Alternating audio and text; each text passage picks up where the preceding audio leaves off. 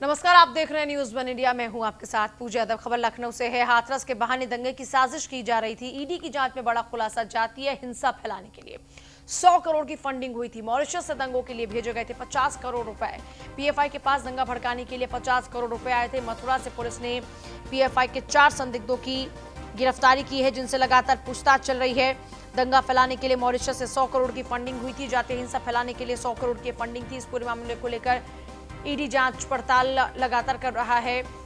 Justice for Hathras gangrape victim ये website बनाई गई और कुछ पैम्फलेट्स तैयार किए गए थे, जिसमें इसी तरीके से फंड रेजिंग की कोशिश की जा रही थी। पीएफआई के फंडिंग की जांच कर रहे ईडी। सरकार ने दिया दंगे भड़काने की साजिश का दावा।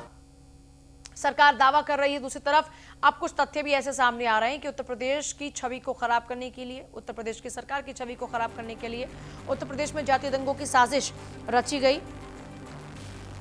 दुनिया में पीएम मोदी और सीएम योगी की छवि खराब करने को लेकर यह साजिश की गई थी। जस्टिस फॉर हाथरस नामों से रातों रात एक वेबसाइट तैयार हुई और इसी वेबसाइट पर हजारों लोग जोड़े गए फर्जी आईडी के जरिए। विरोध प्रदर्शन की आड़ में वेबसाइट पर देश और प्रदेश में दंगे की साजिश की जा रही थी। हाथरस में दंगे की साजिश रचने के आरोप में मेरठ से 4 संदिग्धों की गिरफ्तारी हुई है। चारों का पीएफआई से कनेक्शन है। पुलिस के पास जब ये हाथ लगे हैं तो इनके पास से भड़काऊ साहित्य बरामद हुआ है।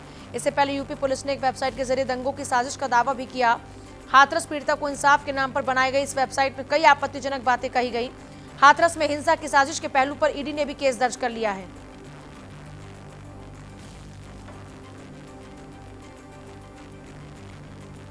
शुभम हाथरस से हैं, गगन मथुरा से हमारे साथ हैं और एसके वाजपेयी हमारे साथ जुड़ गए हैं लखनऊ से। एक बार शुभम का हम रुख कर लेते हैं। शुभम, हाथरस में लगातार जांच पड़ताल चल रही है।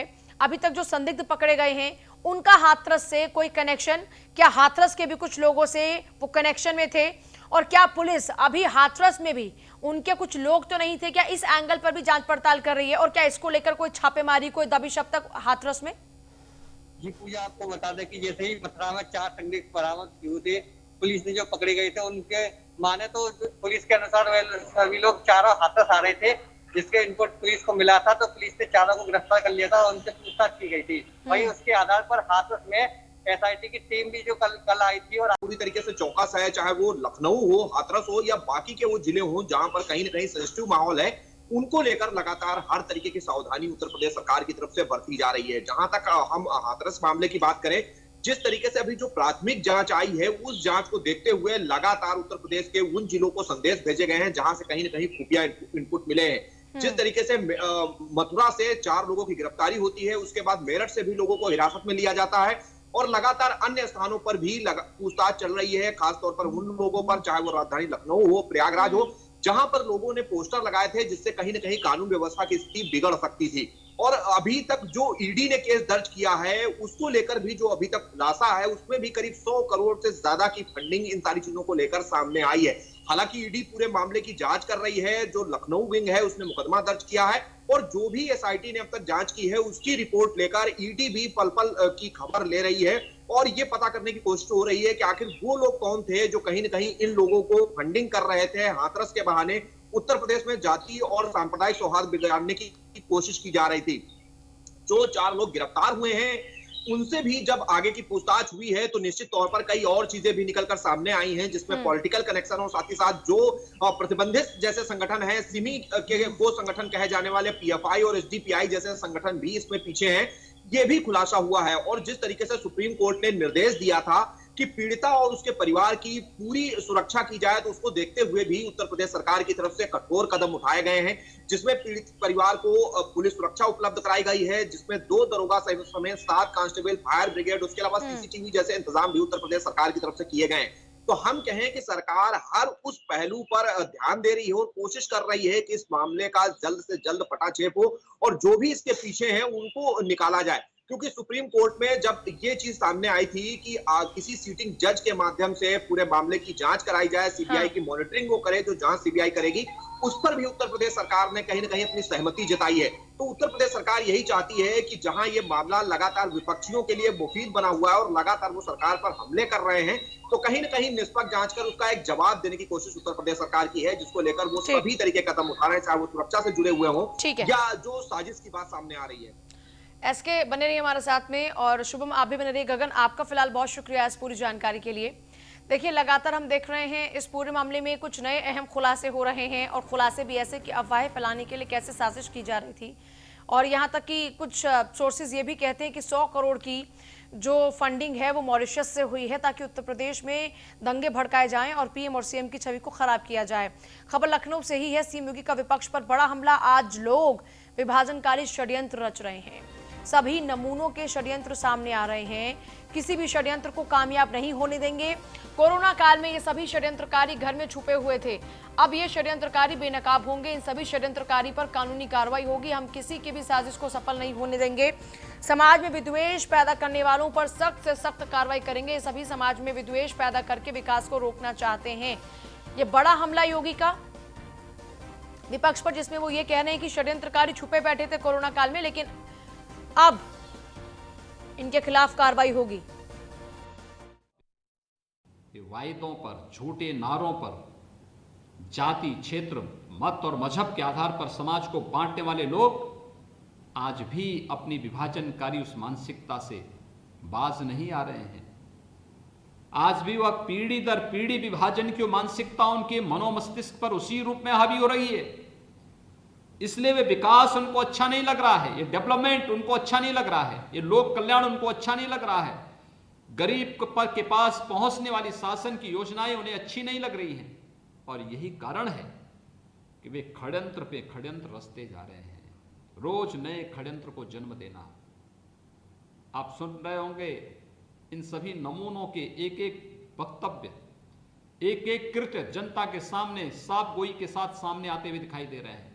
कोई कह रहा है फलानी जगह हम दंगा कराएंगे जाति के आधार पर, कुछ लोग उधर से मरेंगे, कुछ लोग इधर से मरेंगे, हमारे नेता आएंगे उसके बाद जाकर के राजनीति करेंगे। यानी एक गरीब की लाश पर राजनीति करने वाले इन चेहरों को पहचानिए तो देश के लिए और समाज के लिए कितनी विकृत सोच के साथ ये काम कर रहे हैं, कितनी बड़ी साजिश कर रहे हैं। जहां सरकार विकास कर रही हो, केंद्र सरकार लोक कल्याण के कार्य के साथ लगी हुई हो, कोविड-19 से जूझते हुए भी समाज के लिए कितनी विकृत सोच के साथ में ये लोग काम कर रहे हैं। सरकार विकास कार्य करना चाहती है और ये लोग समाज में विकृत सोच के साथ काम कर रहे हैं। सीएम योगी का ये बड़ा बयान विपक्ष को लेकर। आज हमारे साथ लगातार एसके वाजपेयी बने हुए हैं।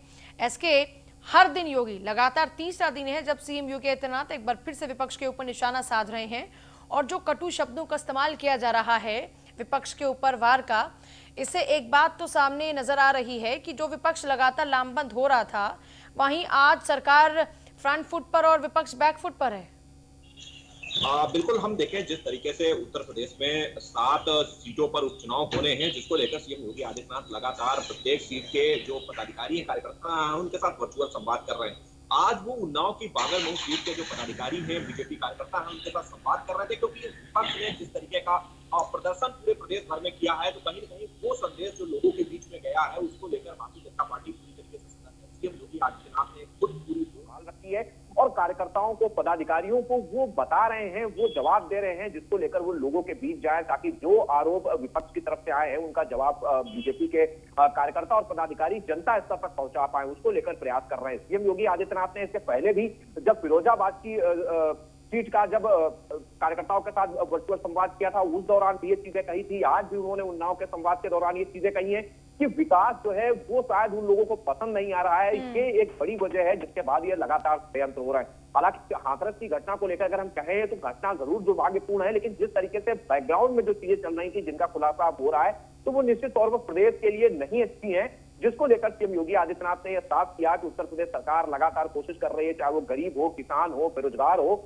या कोई भी जो उत्तर प्रदेश में रहता है, उसको सुविधाएं और जो उत्तर प्रदेश सरकार की योजनाएं हैं उसका लाभ को मिले। लेकिन बावजूद इसके विपक्ष जिस तरीके से राजनीति कर रहा है, कहीं न कहीं उसका एक जवाब देने की कोशिश सीएम योगी आदित्यनाथ ने अपने इस वर्चुअल संवाद के माध्यम से की है। जी, बहुत शुक्रिया इसके आपका फिलहाल पूरी जानकारी के लिए। विपक्ष जो लगातार आक्रामक था, उस विपक्ष को आक्रामकता के साथ में ही जवाब दे रहे हैं सीएम योगी। हाथरस कांड में ईडी ने यह दावा किया है कि उत्तर प्रदेश में दंगा भड़काने के लिए मॉरिशस से फंडिंग की गई। इस खुलासे पर मुख्यमंत्री योगी आदित्यनाथ ने कहा कि हम किसी की भी साजिश को सफल नहीं होने देंगे। गृह विभाग ने सुरक्षा इंतजामों के आदेश दिए हैं।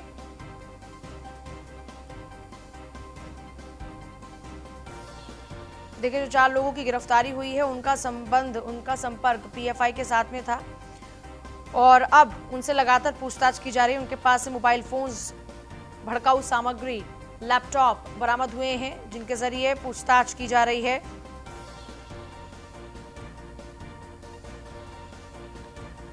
पीड़ित परिवार की सुरक्षा बढ़ाई गई। शुभम बने हमारे साथ में लगातार। शुभम, सुरक्षा इंतजामातों के आदेश हैं, इसके अलावा पीड़िता के घर पर अब सीसीटीवी कैमरे तक लगाए गए हैं और क्या कुछ चल रहा है वहां? जी भैया, आपको हम बता दें कि सबसे पहले जो मशीन है वो मशीनें लगाई गई थी, जिस मशीन से गुजरकर हर व्यक्ति जाएगा, उसके बाद उसका एक एक ब्यौरा रजिस्टर में दर्ज किया जाएगा।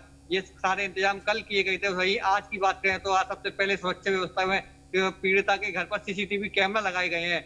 वही पुलिस फोर्स की बात करें तो महिला पुलिस सुरक्षा कर्मी उसके घर में रहेंगे और उसके छत पर भी जो पुलिस कर्मी है वो भी रहेंगे। उसके अलावा पीएसी और एससीपी के कमांडर कम से कम भारी संख्या में उसके यहाँ लगाए गए हैं। वहीं अगर हम गांव की बात करें तो जाति दंगा की को भी ध्यान में रखते हुए पूरे गांव को छावनी में तब्दील कर दिया गया है, क्योंकि गांव में कई समुदाय के लोग थे, तो इसी को देखते हुए कहीं दंगा ना हो जाए या जो विपक्षी लोग या कहें तो जो पीएफआई जो फंडिंग कर रही है, कहीं दंगा को लेकर उसको लेकर सरकार एकदम सही है और उसने सुरक्षा व्यवस्था के सारे इंतजाम किए रखे हैं। क्या अभी तक कोई ऐसी मूवमेंट या कोई ऐसी एक्टिविटी हो रही है गांव के अंदर? अभी तो खैर चलिए, जब से पूरा वाकया सामने आया, मीडिया का जमघट रहा, तब से लेकर अब तक हम लगातार देख रहे हैं इस पूरे गांव को छावनी में तब्दील किया गया।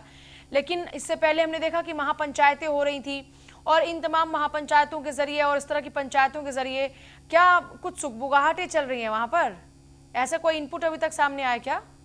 आपको बता दें कि जो गांव है बुलगड़ी के पास 2-3 किलोमीटर में जितने भी गांव आते हैं छोटे छोटे, सारे गांव में छोटे छोटे लोग गुट बनाकर पंचायतें कर रहे हैं जगह जगह, क्योंकि जैसे ही पुलिस और अधिकारियों को मालूम पड़ता है कि यह पंचायत हो रही है तो वो धारा 144 और अधिनियम 188 के तहत उन पर नहीं लगाई देती है, उनको हटा देती है। लेकिन छोटे छुपे लोग पंचायतें अभी भी कर रहे हैं और जो लोग पंचायत कर रहे हैं उनका एक ही नारा रहता है कि निर्दोष कोई फंसे नहीं और दोषी कोई बचे नहीं। जो दूसरे पक्ष के लोग और समाज के लोग बैठक करते हैं ग्रामीण, उनका कहना है कि हम जी। बहुत शुक्रिया शुभम आपका फिलहाल पूरी जानकारी के लिए। खबर गाजियाबाद से है। 88वां भारतीय वायुसेना दिवस कल मनाया जाएगा। हिंडन वायु सैनिक अड्डे पर पूर्ण अभ्यास किया गया। अभ्यास में राफेल विमान आकर्षण का केंद्र रहा। 8 अक्टूबर 1932 की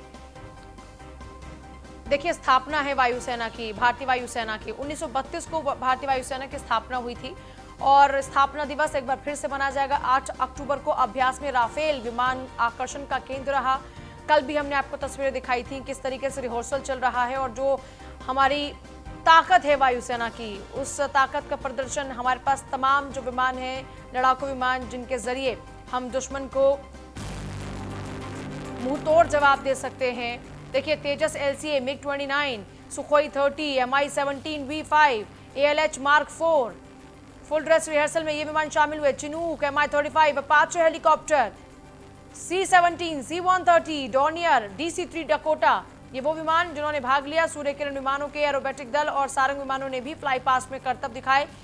तेजस LCA, MiG-29, Jaguar, MiG-21, Sukhoi 30, Mi-17 V5, ALH Mark 4। देखिए वायुसेना का स्थापना दिवस है और वायुसेना का स्थापना दिवस के मौके पर फुल ड्रेस रिहर्सल, क्योंकि कल स्थापना दिवस मनाया जाएगा और उससे पहले ये फुल ड्रेस रिहर्सल आप देख रहे हैं। फुल ड्रेस रिहर्सल में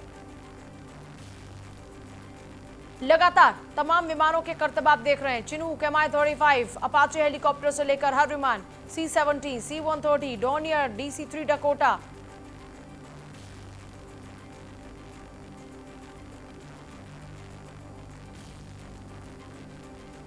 तेजस LCA, MiG-29, Jaguar, Sukhoi 30, Mi-17 V5, ALH mark.